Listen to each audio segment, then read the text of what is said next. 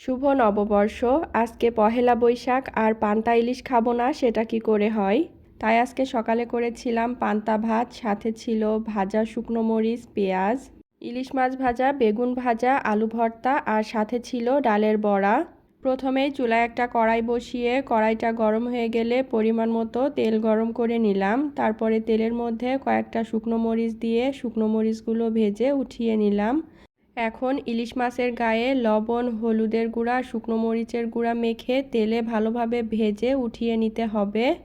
তারপর ওই তেলের মধ্যে আমি লবণ, হলুদের গুঁড়া, শুকনো মরিচের গুঁড়া মেখে রাখা বেগুন দিয়ে দিলাম আর বেগুনটাকেও ঠিক একইভাবে উল্টে পাল্টে ভেজে তুলে নিচ্ছি। এখন ডালের বড়া বানানোর জন্য বেটে রাখা মটর আর মসুরের ডাল নিয়েছি। তারপর এর মধ্যে কাঁচামরিচ কুচি, ধনিয়া পাতা কুচি, পেঁয়াজ কুচি, হলুদের গুঁড়া, জিরার গুঁড়া, শুকনো মরিচের গুঁড়া, ধনিয়া গুঁড়া আর স্বাদ অনুযায়ী লবণ দিয়ে সব কিছু একসাথে ভালোভাবে মেখে নিতে হবে। তারপরে বড়ার মতো শেপ করে গরম তেলে দিয়ে দিচ্ছি। এখন গরম তেলে চুলার জালটা মিডিয়াম আঁচে রেখে উল্টে পাল্টে ডালের বড়াগুলো ভেজে নিব। আর এই তো বড়াগুলো ভেজে নেওয়া হয়ে গেছে, এখন উঠিয়ে নিলাম।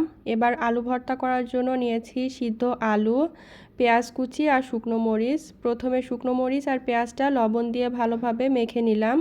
তারপর এর মধ্যে সরিষার তেল দিয়ে আলুর সাথে সব কিছু একসাথে মিশিয়ে নিলেই আলু ভর্তাটা তৈরি হয়ে যাবে। এখন পান্তা ভাতের প্লেটটা ভালোভাবে সাজিয়ে তারপর সব কিছু একসাথে খুব মজা করে খেয়ে নিলাম। ও সেই স্বাদ!